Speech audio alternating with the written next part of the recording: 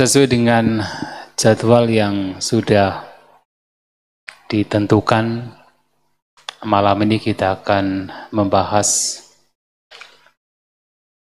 awalnya ada beberapa topik yang diberikan ke saya untuk kemudian disuruh memilih. Nah, dari beberapa topik inilah kemudian malam ini saya pilih topik tentang pembabar dhamma yang sejati. Kenapa topik ini baik untuk kita bahas? Karena memang ada beberapa pertanyaan yang muncul di masyarakat. Sesungguhnya siapakah yang layak untuk bisa membabarkan dharma atau membabarkan ajaran Buddha? Maka ini perlu untuk kita bahas agar kita tahu seberapa jauh seseorang bisa dikatakan sebagai seorang pembabar dhamma. Kalau kita perhatikan bahwasanya istilah yang digunakan oleh Sang Buddha berkenaan dengan seseorang yang membabarkan dhamma biasanya menggunakan istilah Dhamma-katika. Dhamma-katika. Jadi katika adalah pembicara.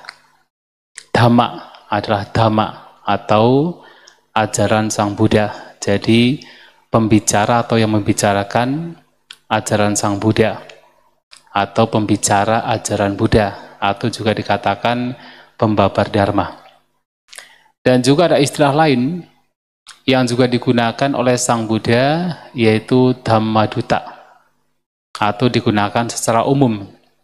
Jadi Dhammaduta artinya duta dhamma. Nah, jadi tentu duta dhamma adalah mereka yang memang memiliki tujuan untuk bagaimana supaya dharma ajaran Buddha ini bisa dipahami, diketahui oleh banyak orang. Sehingga salah satu yang dilakukan oleh seorang Dhammaduta atau duta dhamma adalah membabarkan dhamma atau menjadi seorang Dhamma-katika. Lantas siapa yang menjadi seorang pembabar dhamma? Tentu yang pertama membabarkan dharma adalah Sang Buddha sendiri. Beliau adalah yang pertama sebagai penemu dharma dan juga sebagai pembabar dharma. Apalagi beliau adalah seorang, yaitu guru kita semua. Maka beliau adalah seorang Dhamma-katika. Lantas siapa lagi yang menjadi Dhamma-katika? Terutama adalah para siswa beliau. Dan apalagi mereka yang telah mencapai kesucian arahanta, itulah mereka yang awal, bahkan awal sekali dikatakan sebagai seorang Dhamma-katika. Kalau kita kembali kepada kisah perjalanan kehidupan Sang Buddha, pada awal beliau membentuk sangga atau perkumpulan para biku, dan pada waktu itu siswa beliau sudah terdiri dari 60 siswa pada awal sekali, yang kesemuanya pada akhirnya mencapai kesucian arahanta. Dan disitulah Sang Buddha pada waktu itu meminta para siswanya ini untuk menjadi pembabar dhamma. Nah, ada satu pernyataan yang beliau sampaikan pada 60 siswa beliau yang kesemuanya adalah arahanta. Cara tak bikawi carikang, bahu jana hitaya, bahu jana sukaya, lo kanukampaya, attaya hitaya sukaya. Pada waktu itu meminta kepada para siswanya, wahai para biku, pergilah untuk mengembara demi kebahagiaan banyak makhluk, demi manfaat banyak makhluk, atas dasar kasih sayang, demi kebahagiaan, manfaat, dan juga kesejahteraan bagi dewa dan manusia. Ini adalah pernyataan Sang Buddha yang mengacu pada bagaimana Sang Buddha meminta mereka untuk membabarkan dharma. Yang kemudian beliau juga Sang Buddha menyampaikan kepada mereka untuk jangan pergi berdua. di satu jalan, artinya harus pergi sendiri-sendiri. Dan untuk apa kemudian pergi sendiri-sendiri? Dilanjutkan lagi. Dese tak bikawi damang, adi kalyanang, majik kalyanang, pariyo sana kalyanang, satang sabianjanang, pariyo sapanang, brahma caryang parisudang, pakasesi. Yang artinya meminta kepada para siswanya, pergilah untuk membabarkan dharma. Membabarkan dhamma yang indah pada awalnya, indah pada akhirnya, indah pada pertengahannya, dan indah pada akhirnya. Dan indah baik secara makna maupun secara kata-kata. Satang sabian janang. Dan membabarkan dharma demi untuk mendeklarasikan atau untuk menunjukkan kehidupan yang suci, yang bersih. Nah, itulah permintaan Sang Buddha kepada para siswa beliau untuk menjadi pembabar dharma, bahkan pada awal sekali beliau membentuk sangga. Nah, kalau kita memperhatikan apa yang disampaikan Sang Buddha ini, memang pada awalnya sekali mereka yang telah mencapai kesucian arahanta adalah benar-benar yang sangat ideal, sangat layak untuk menjadi pembabar dhamma. Bahkan dalam salah satu khotbah yang lain, yaitu Salaika Sutta. Nah, dalam Salaika Sutta, Sang Buddha menyampaikan bahwa ketika seseorang itu berada di lumpur, maka mustahil dia bisa menarik orang yang juga terperosok di dalam lumpur. Hanya ketika seseorang berada di luar lumpur, maka dia memungkinkan untuk menarik orang atau untuk katakan menolong orang yang sudah terperangkap di dalam lumpur. Dan demikian pula sesuatu yang tidak mungkin, sesuatu yang mustahil, ketika seseorang tidak terlatih, ketika seseorang tidak terjinakkan, ketika seseorang tidak, bahkan dalam khotbah tersebut, artinya padam atau tenang, ini masuk pada orang yang mencapai nibbana, maka tidaklah mungkin orang demikian kemudian bisa menolong orang lain untuk juga katakan menjadi terlatih, untuk juga katakan menjadi terjinakkan.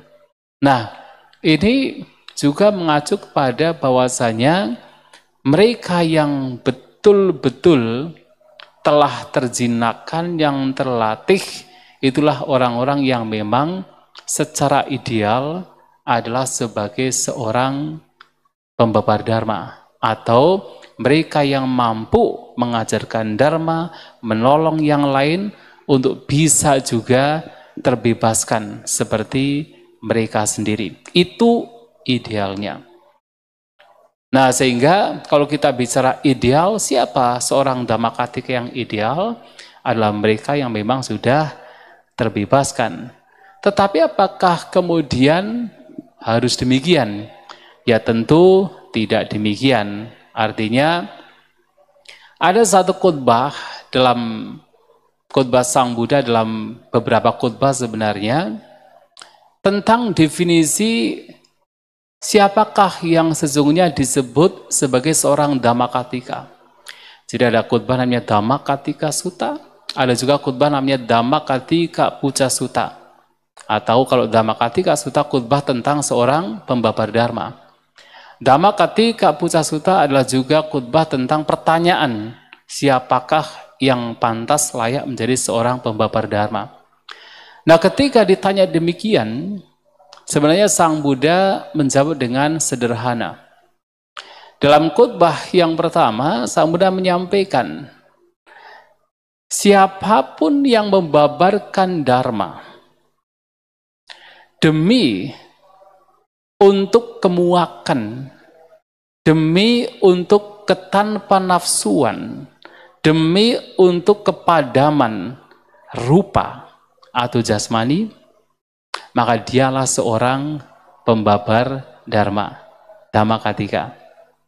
Kemudian dilanjutkan, ketika seseorang membabarkan dharma demi kemuakan, demi ketanpa nafsuan, demi kepadaman vedana, perasaan, dia juga adalah seorang pembabar dhamma.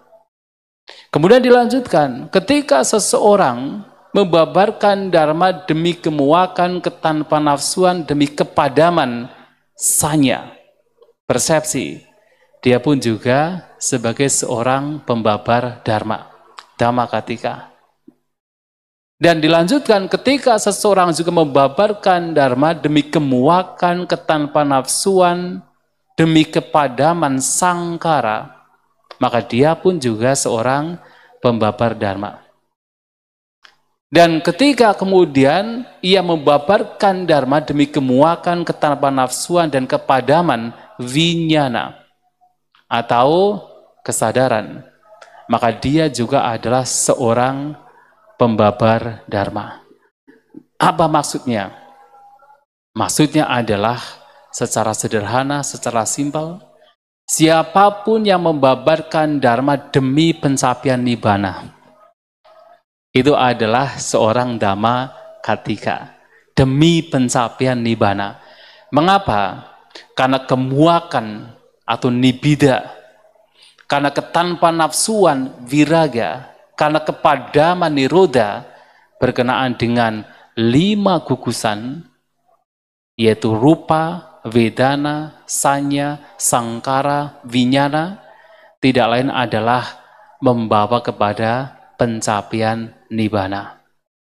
Itulah Dhammakatika. Nah, sehingga di dalam khotbah lain yang mirip, ketika beliau ditanya definisi siapa yang layak dianggap sebagai seorang Dhammakatika, maka beliau juga memberikan definisi yang mirip. Ketika seseorang membabarkan dhamma demi kemuakan, ketanpa nafsuan, demi kepadaman caku. Caku adalah mata. Kemudian secara yang sama, demi kemuakan, ketanpa nafsuan, dan kepadaman sota, telinga. Jadi caku, kemudian telinga, kemudian hidung, lidah, jasmani, dan bahkan mana, pikiran. Itulah yang dikatakan sebagai seorang pembabar dharma, seorang Dhammakatika. Lagi-lagi ini juga mengacu kepada apa? Babaran dharma atau dharma yang nantinya mengarah kepada nibbana. Sampai di sini bisa dipahami ya. Dan kemudian di khotbah yang lain, ketika ditanya definisi Dhammakatika, seorang pembabar dharma, juga Sang Buddha memberikan definisi yang mirip, hanya dengan objeknya yang berbeda. Yang tidak lain adalah objeknya adalah Dvadasanga Padisa Samupada, 12 faktor yang kemunculannya bersebab, yang seringkali diterjemahkan 12 sebab musabab yang saling bergantungan. Nah, di sana beliau Sang Buddha menyampaikan ketika ditanya apa yang dimaksud sebagai seorang Dhammakatika pembabaran dharma, Sang Buddha menyampaikan ketika seseorang membabarkan dharma demi kemuakan, demi ketanpa nafsuan, dan demi kepadaman jara marana, yaitu usia tua dan juga kematian, maka dia dikatakan sebagai seorang pembabar dhamma. Dan kemudian dilanjutkan, ketika seseorang membabarkan dharma demi kemuakan, demi ketanpa nafsuan, demi kepadaman jati, yaitu kelahiran, maka dia juga dikatakan sebagai seorang pembabar dharma. Kemudian jati, bhava, upadana, tanha, vedana, passa, salayatana, nama rupa, winyana, sangkara, dan avijja. Ketika seseorang membabarkan dharma demi kemuakan, ketanpa nafsuan, dan kepadaman avijja, ketidaktahuan, maka dia dikatakan sebagai seorang pembabar dharma. Maka dhamma katika di sini, ketika ditanya siapakah yang layak dianggap sebagai seorang pembabar dharma, adalah mereka yang membabarkan dharma demi pencapaian nibbana. Jadi apapun poin-poin dhamma yang ketika diajarkan membawa kepada pencapaian nibbana, itu adalah seorang pembabar dharma. Dan akan berbeda, karena dalam khotbah-khotbah ini juga dilanjutkan oleh Sang Buddha. Ketika seseorang membabarkan dhamma demi, tadi yang saya sampaikan, dia dikatakan sebagai seorang dhamma katika. Tetapi ketika seseorang mempraktikkan, tidak hanya membabarkan, tetapi mempraktikkan. Ketika seseorang mempraktikkan dhamma, demi kemuakan, demi ketanpa nafsuan, demi kepadaman 5 gugusan, demi kepadaman 6 salayatana, 6 landasan indera, dan demi 3 hal tadi, kemuakan, ketanpa nafsuan, dan kepadaman 12 faktor yang kemunculannya bersebab, maka ia disebut sebagai dhammanudhamma patipada. Orang yang mempraktikkan sesuai dengan dhamma. Praktisi. Kalau tadi hanya membabarkan, sekarang praktisi, seorang praktisi. Dan ketika seseorang kemudian berhasil dalam praktik tersebut, maka dia tidak hanya sebagai seorang praktisi, tetapi seseorang yang telah menembus atau padiveda. Maka ada 3, membabarkan, mempraktikkan, pada akhirnya menembus.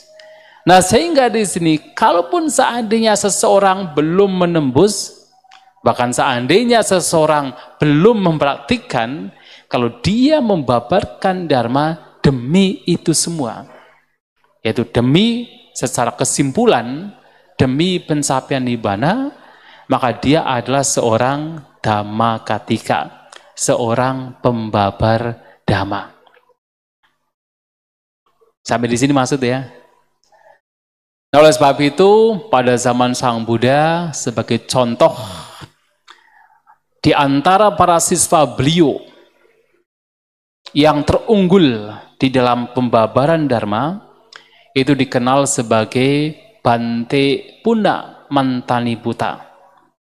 Jadi Sang Buddha dalam salah satu khotbahnya yang kemudian tercatat di dalam Anguttara Nikaya, telah menetapkan siswa-siswa beliau yang terunggul dalam bidang tertentu. Kalau misalnya Bante Sariputta terunggul di dalam kebijaksanaan.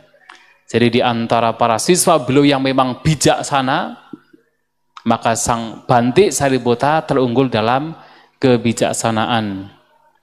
Bante Mahamoggallana adalah terunggul di dalam calabinya atau 6 abinya, pengetahuan tinggi. Di antara para siswa beliau yang memiliki calabinya, maka Bante Moggallana, Mahamoggallana yang terunggul. Bante Anuruddha, nah terunggul di dalam apa? Terunggul di dalam pencapaian dibacaku. Di antara mereka yang memiliki dibacaku atau mata dewa, Bante Anuruddha adalah yang terunggul. Nah, di sini ternyata di antara para siswa Sang Buddha yang terunggul di dalam pembabaran dharma, Bante Puna Mantani Buta adalah yang terunggul di dalam pembabaran dhamma atau terunggul sebagai seorang dhamma katika. Nah, pertanyaannya, kenapa Sang Buddha menunjuk Bante Punamantaniputta sebagai terunggul sebagai seorang Dhammakatika. Ternyata karena Bante Punamantaniputta ini ternyata beliau selalu mengajarkan 10 hal terhadap para siswa yang lain. Mengajarkan 10 hal. Kalau saya tidak lupa ya, kadang lupa ya, karena bukan Bante Ananda. Kalau Bante Ananda kan begitu membaca, oh langsung semua bisa diingat. 10 hal yang Bante Punamantaniputta selalu gaungkan, babarkan kepada siswa yang lain. Yang pertama adalah selalu membabarkan atau katakan, ya membabarkan dhamma berkenaan dengan apicca. Apicca itu artinya sedikit keinginan. Jadi bukan papicca atau keinginan yang buruk atau banyak keinginan, tetapi selalu mengajarkan untuk memiliki sedikit keinginan. Itu yang pertama. Kemudian beliau juga selalu membabarkan dharma, ajaran Sang Buddha yang berkenaan dengan santuti. Santuti adalah rasa puas. Puas terhadap apa yang dimiliki. Kemudian yang ketiga, beliau juga selalu membabarkan yang disebut sebagai arada virya. Arada virya adalah semangat. Jadi alih-alih bermalas-malasan, beliau mengajarkan yang lainnya untuk senantiasa memiliki semangat. Tentu dalam hal ini adalah semangat untuk melenyapkan kotoran batin. Semangat untuk mengembangkan hal-hal yang sifatnya bermanfaat. Kemudian yang keempat, beliau juga selalu mengajarkan, yaitu pavivita. Pavivita itu adalah kehidupan yang menyendiri. Secluded. Secluded itu artinya apa? Terasing. Jadi tidak suka dengan entertaining ya, tidak entertaining. Kadang-kadang kita memang mau tidak mau berada di tempat yang ramai, tetapi yang dimaksud adalah tidak entertaining di dalam keramaian. Itu namanya pavivita. Maka pavivita di sini juga mengacu pada viveka. Viveka itu ada 2. Kaya viveka dan citta viveka. Kaya viveka adalah keterasingan secara jasmaniah. Kalau Anda hidup sendiri, tidak ada tempat, tidak ada teman, itu namanya kaya viveka. Tapi juga, selain itu juga ada citta viveka. Ketika batin betul-betul terasing dari berbagai macam kesenangan indera, itu adalah citta viveka. Nah, pavivita itu juga demikian. Jadi selalu membawa batin jasmani untuk tidak entertaining di dalam keramaian. Kemudian, sudah berapa ya? 4 ya. Kemudian yang kelima, juga selalu mengajarkan yang disebut asangsata. Asangsata itu tidak engage di dalam, ya, sangsara itu selalu berasosiasi. Jadi berasosiasi dengan banyak orang begitu. Tapi beliau selalu mengajarkan kepada para siswa lain untuk bagaimana tidak entertaining, tidak bergembira, tidak bersenang di dalam yaitu berasosiasi. Tapi ini untuk para biku ya. Tapi ingat, yang paling penting lagi adalah bahwa semua ini arah tujuannya sama. Apa itu tujuannya? Nibbana. Nah, kemudian dilanjutkan dengan bahwa Bante Punamantaniputta itu selalu mengajarkan yang berkenaan dengan sila. Sila sampana atau sila sampada. Kemudian selalu mengajarkannya berkenaan dengan samadhi. Kemudian selalu mengajarkan yang berkenaan dengan panya. Jadi samadhi adalah konsentrasi, panya adalah kebijaksanaan. Dan juga selalu mengajarkan berkenaan dengan patipada atau sang jalan. Jalan untuk membawa kepada nibbana. Dan juga mengajarkan tentang nyana dasana. Jadi nyana dasarnya ini adalah pengetahuan dan ya penglihatan, ini mengacu kepada kebijaksanaan yang sifatnya sudah tinggi. Nah 10 hal ini, yang mana 10 hal ini tidak lain adalah untuk apa? Nibbana.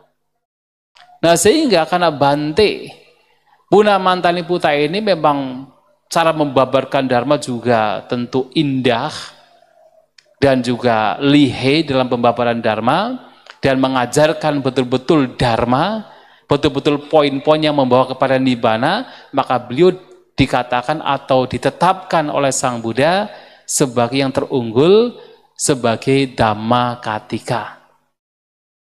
Nah, ini juga menjadi contoh bagaimana seorang Dhamma-katika itu atau seorang pembabar Dharma adalah ketika dia membabarkan Dharma demi pencapaian Nibbana.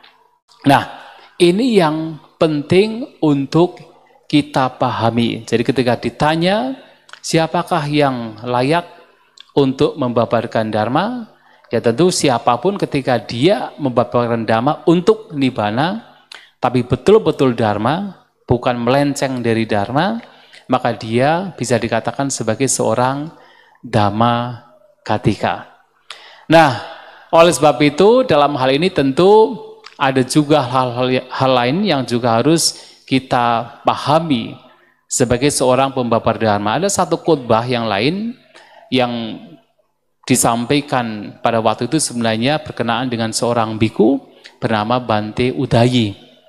Jadi suatu kali ketika Bante Udayi sedang membabarkan Dharma dan Sang Buddha mendengarkan pemaparan Dharma dari Bante Udayi ini, kemudian bertanya kepada Bante Ananda, siapakah yang sedang membabarkan Dharma? Karena memang kelihatan indah. Nah kemudian Bante Ananda mengatakan bahwa yang sedang membabarkan Dharma adalah Bante Udayi. Dan pada waktu itu Sang Buddha mengatakan bahwa tidak gampang atau tidak mudah untuk bisa membabarkan Dharma. Karena seorang pembabar Dharma yang sungguh-sungguh itu harus memiliki 5 kualitas. 5 kualitas. Yang pertama adalah seorang pembabar Dharma itu harus bisa membabarkan Dharma secara bertahap. Anupubikhatang, kate samisa akan membabarkan Dharma secara bertahap. Dia harus punya kemampuan untuk bisa membabarkan Dharma secara bertahap. Kalau kita perhatikan Sang Buddha itu demikian. Jadi kalau kita perhatikan seluruh ajaran Buddha itu, khotbah-khotbah beliau itu pasti diajarkan secara bertahap. Bahkan yang kelihatannya mungkin seakan-akan tidak bertahap, kalau kita perhatikan itu bertahap. Misalnya apa? Karanya Metta Sutta. Bertahap tidak? Bertahap kan? Dari syair-syair yang isinya sebenarnya sederhana, sampai kemudian mengarah kepada apa? Pencapaian Nibbana. Ya kan? Jadi syair yang terakhir kan mengacu kepada pencapaian Nibbana. Jadi dari praktik sila, kalau kita perhatikan, Karanya Metta Sutta itu dari praktik sila menjadi orang yang lemah lembut, kan begitu? Menjadi orang yang tidak sombong. Kemudian mempraktikkan meditasi samatha. Dia apa? Mempraktikkan meditasi cinta kasih. Kemudian juga mempraktikkan vipassana. Yang mana setelah itu mencapai, kalau dalam kitab komentar, nahi jatuh gabase yang punaretiti, maka tidak akan terlahir atau masuk ke dalam kandungan manapun, itu mengacu pada seorang anagami. Tapi kita bisa sebenarnya mengacu itu sebagai pencapaian arahat juga. Artinya praktik sila, samatha, vipassana, kemudian pencapaian kesucian. Kemudian kalau kita melihat misalnya Manggala Sutta, juga sama. Manggala Sutta juga dari yang simpel, pujaca pujanianang kan, menghormat kepada yang patut dihormati. Kemudian masuk-masuk, kemudian sampai kemudian katakan menyokong orang tua, menyokong anak istri, tetapi kemudian yang paling terakhir pencapaian arahanta. Puttasa lokadamehi citang yasana kampati. Itu pencapaian arahanta. Walaupun disentuh oleh hal-hal yang bersifat duniawi, citang yasana kampati, batin tidak tergoyahkan. Asokang wirajang kemang. Tiada sedih, tiada debu atau tiada noda. Kemang adalah safety. Artinya sudah aman dari segala bentuk penderitaan. Pencapaian arahanta. Maka selalu bertahap. Itulah ajaran Buddha. Maka menyampaikan dharma secara bertahap itu juga salah satu kemampuan yang memang harus dimiliki seorang pembabar dharma. Ya tentu kita semua berusaha kalau kita membabarkan dharma. Tetapi paling tidak ini adalah poin-poin yang baik untuk kita pahami. Ini yang pertama. Yang kedua adalah juga, seorang pembabar dharma yang handal juga harus mampu untuk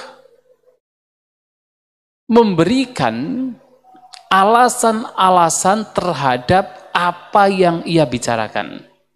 Pariyaya dasawi. Jadi ia berbicara tanpa tidak ada alasan. Tapi ia selalu berbicara atas dasar alasan, atas dasar reason. Jadi tidak asal bicara. Ya kan? Jadi tidak asal bicara. Jadi bicara harus dengan alasan. Bicara harus dengan reason. Tahu apa yang dia bicarakan. Kalau asal bicara ya bukan dharma. Maka disebut pariyaya dasawi. Jadi harus ada alasan. Harus punya alasan. Setiap kata yang dia ucapkan, setiap kalimat yang dia ucapkan, keseluruhan apa yang ia ucapkan itu harus ada alasan. Itu juga salah satu kemampuan seorang pembabar dharma yang memang benar-benar baik atau benar-benar ideal. Itu juga salah satu hal yang juga harus dimiliki. Dan kemudian selanjutnya dikatakan bahwa seorang pembabar dharma yang baik juga dia harus membabarkan dharma atas dasar kasih sayang. Ini sudah masuk ke dalam kualitas diri. Jadi untuk dua yang pertama itu ini kemampuan secara intelektualitas. Tetapi kemudian secara spiritualitas dia juga harus memiliki. Bahwa dia membabarkan dharma itu harus atas dasar kasih sayang. Anudayatang padicak katang katesami. Jadi berdasarkan anudaya. Anudaya artinya kasih sayang. Jadi demi manfaat. Jadi kalau kita mengacu pada awal sekali, Sang Buddha meminta ke-60 arahanta untuk membabarkan dharma. Kan untuk apa? Bahu jana hitaya, bahu jana sukaya. Jadi demi manfaat, demi kebahagiaan banyak orang. Lokanukampaya, atas dasar kasih sayang terhadap dunia. Loka anukampa. Nah di sini anudayatang padicca, berdasarkan kasih sayang, bukan yang lain. Nah sehingga yang keempat adalah amisantaro, bahwasanya seseorang membabarkan dhamma bukan untuk materi. Jadi bukan untuk supaya mendapatkan materi. Apakah mendapatkan uang, mendapatkan kemasyhuran, kekuasaan, bukan demikian. Tapi betul-betul adalah demi yang mendengarkan itu mendapatkan manfaat. Nah, sehingga ada khutbah lain. Sang Buddha pernah memberikan pujian terhadap Bhante Mahakassapa dalam Candu Pamasutta. Salah satu kualitas dari Bhante Mahakassapa adalah beliau ini ketika membabarkan dharma itu hanya ada dua alasan. Yang pertama adalah karena hormatnya beliau terhadap dharma itu sendiri. Karena hormatnya beliau terhadap dharma. Menghormati dharma. Karena dharma tentu sesuatu yang sangat mulia, sesuatu yang sangat berharga, sesuatu yang sangat agung. Maka baik untuk kemudian di-share, dibagi ke yang lain. Demi karena hormatnya terhadap dharma. Dan yang kedua adalah demi manfaat bagi yang mendengarkan. Demi manfaat bagi yang mendengarkan. Dan Sang Buddha menyampaikan, jangan sampai Bhante Makkassapa tidak pernah berpikir. Ketika membabarkan dharma kemudian berpikir, semoga yang mendengarkan dharma mengerti dharma. Setelah mengerti dharma, punya keyakinan terhadap dharma. Dan setelah punya keyakinan terhadap dharma, punya keyakinan terhadap saya. Kalau hanya sampai pada semoga yang mendengarkan dharma mengerti dharma, punya keyakinan terhadap dharma, itu baik. Tapi masalahnya kadang ditambah, semoga juga yakin terhadap saya. Itu yang tidak baik. Dan Bhante Makkassapa tidak pernah berpikir demikian. Sehingga kualitas yang keempat yang disampaikan Sang Buddha berkenaan dengan Bhante Udayi adalah seseorang membabarkan dharma bukan untuk mendapatkan amisa. Amisa itu hal-hal yang bersifat duniawi. Apakah itu materi, apakah itu kemasyhuran, kekuasaan, tidak demikian. Tetapi sesuai dengan kualitas yang dimiliki oleh Bhante Makkassapa, karena hormatnya terhadap dhamma dan karena inginnya yang mendengarkan mendapatkan manfaat. Dan tidak lebih dari itu. Nah yang kelima, seorang pembabar dharma itu juga harus membabarkan dhamma dengan tidak merugikan orang lain atau tidak menghancurkan orang lain maupun diri sendiri. Atananca paranca anupahaca katang katisami. Tidak merugikan orang lain, tidak merugikan diri sendiri atau menghancurkan diri sendiri dan juga menghancurkan orang lain. Maksudnya apa? Maksudnya adalah jangan membabarkan dharma dengan menyombongkan diri sendiri dan merendahkan orang lain. Artinya kalau merendahkan orang lain itu menghancurkan orang lain. Kalau kemudian menyombongkan diri sendiri itu menghancurkan diri sendiri. Jadi artinya membabarkan dhamma betul-betul hanya untuk supaya mendapatkan yang mendengarkan mendapatkan manfaat, bukan untuk supaya mentang-mentang misalnya saya pembabar dhamma yang lain bukan pembabar dharma gitu kan. Tanpa disadari merendahkan yang lain kemudian menyombongkan diri sendiri. Itu disebut atananca paranca anupahaca. Upahaca. Tapi kalau anupahaca artinya tidak merugikan diri sendiri maupun orang lain. Nah sehingga Sang Buddha pernah menyampaikan pula dalam Sappurisa Sutta Majjhima Nikaya. Bahkan ketika seseorang adalah seorang pembabar dharma, dhamma katika, kalau dia sebagai seorang pembabar dharma tetapi kemudian merendahkan orang lain sebagai bukan pembabar dharma, menyombongkan diri sendiri sebagai pembabar dharma, orang demikian disebut sebagai asappurisa, orang yang tidak baik. Maka orang demikian ketika menyadari ini tidak baik, kemudian harus merenungkan bahwa saya mempraktikkan dhamma bukan dengan tujuan seperti ini. Bukan dengan tujuan untuk sekedar sebagai pembabar dharma, kemudian menyombongkan diri sendiri, merendahkan yang lain. Tidak lain adalah dengan tujuan untuk bisa terbebaskan. Nah, harus kembali kepada on the right track, kembali kepada jalan yang benar. Itu yang harus juga disadari ketika Anda menjadi seorang pembabar dharma. Jangan kemudian sampai menjadi sombong. Karena itu sebagai bagian dari karakteristik orang yang tidak baik atau asappurisa.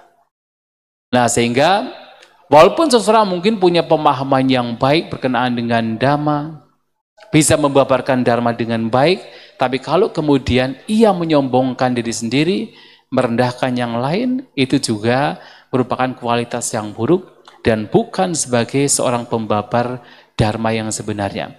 Karena tujuannya adalah bukan untuk demikian.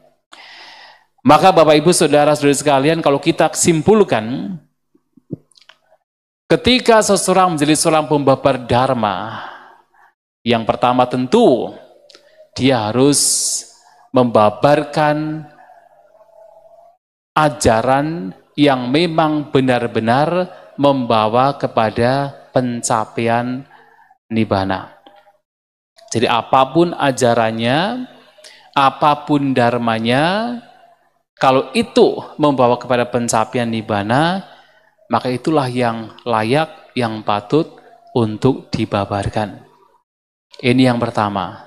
Sehingga membabarkan dhamma seperti berkenaan dengan 4 kebenaran mulia, berkenaan dengan padicca samuppada, berkenaan dengan meditasi, samatha, vipassana, berkenaan dengan tilakkhana, dukkha, anicca, anatta.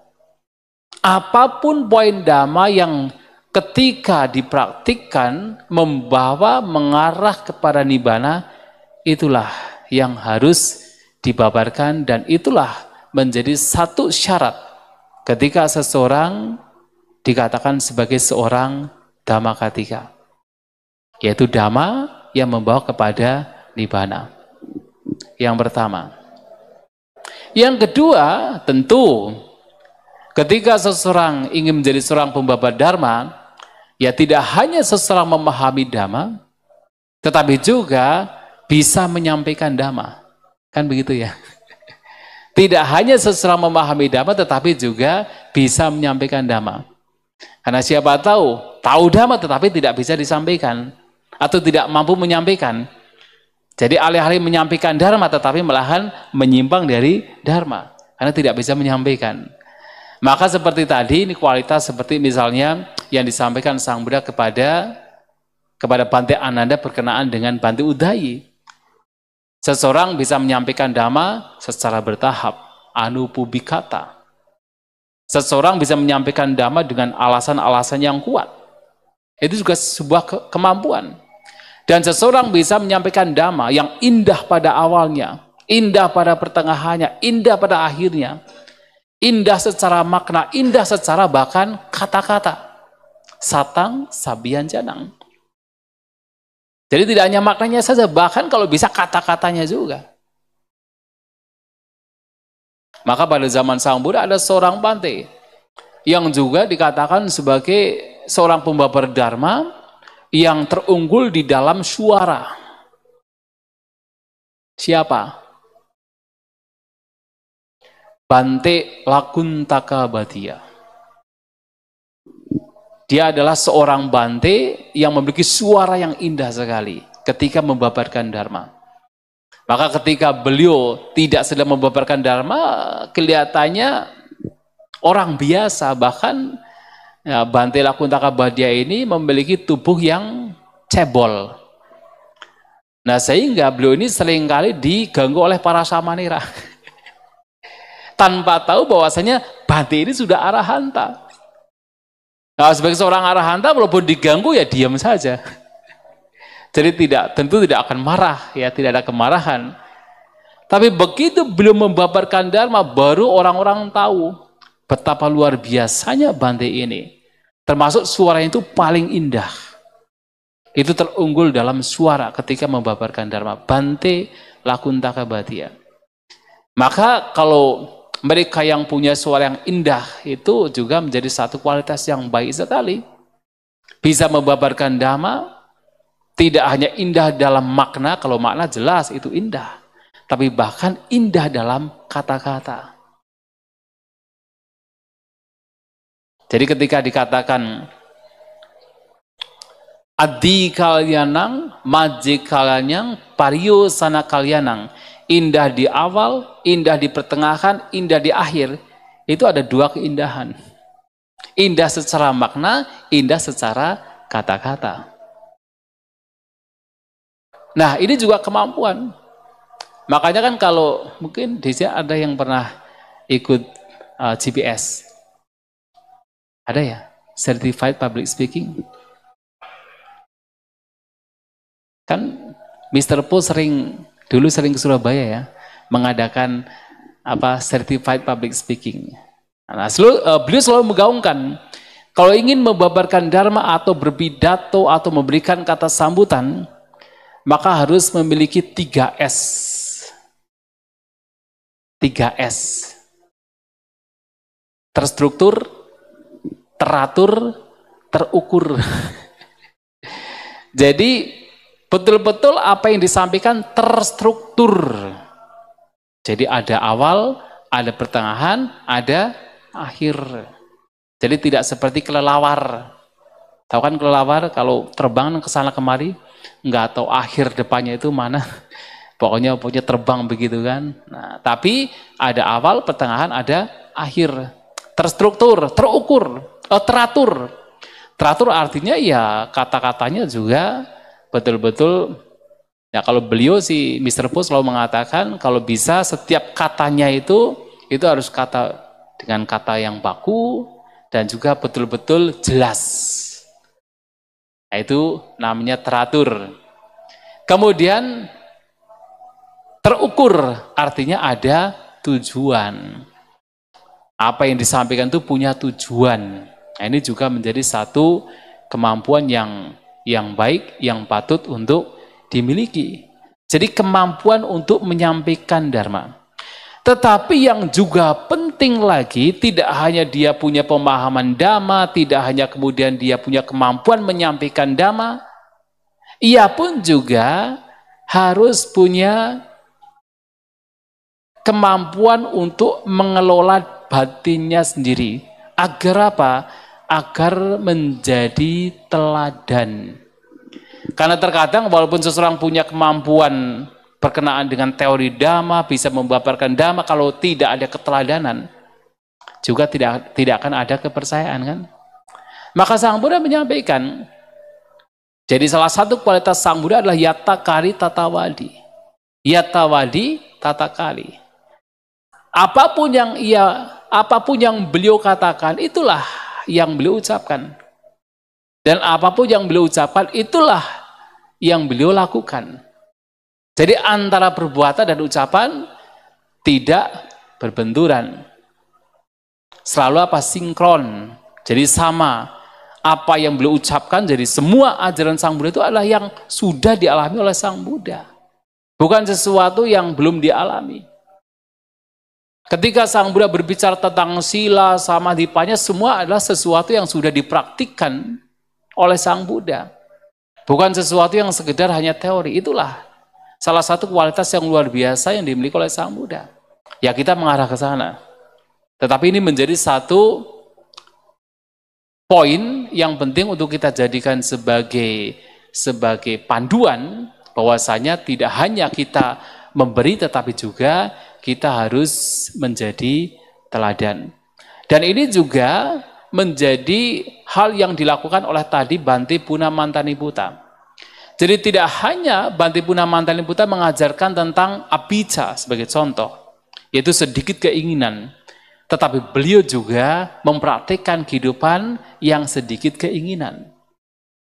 Tidak hanya beliau mengajarkan siswa yang lain atau para biku lain berkenaan dengan santuti atau rasa puas. Beliau juga adalah orang yang memiliki rasa puas terhadap apa yang dimiliki. Tidak hanya beliau mengajarkan pavivita atau keterasingan, kesendirian, tetapi beliau juga cenderung untuk hidup terasing. Jadi antara ucapan dan perbuatan itu sinkron. Itu adalah keteladanan. Maka di sini selain punya pemahaman dhamma, punya kemampuan untuk menyampaikan dhamma, yang ketiga juga sangat penting, menjadi seseorang yang patut untuk bisa diteladani. Nah itulah yang ingin saya sampaikan berkenaan dengan bagaimana seseorang dikatakan sebagai seorang Dhammakatika. Tentu Bapak Ibu Saudara-saudara sekalian, pastinya ada pertanyaan, silakan untuk ditanyakan apapun yang ingin ditanyakan.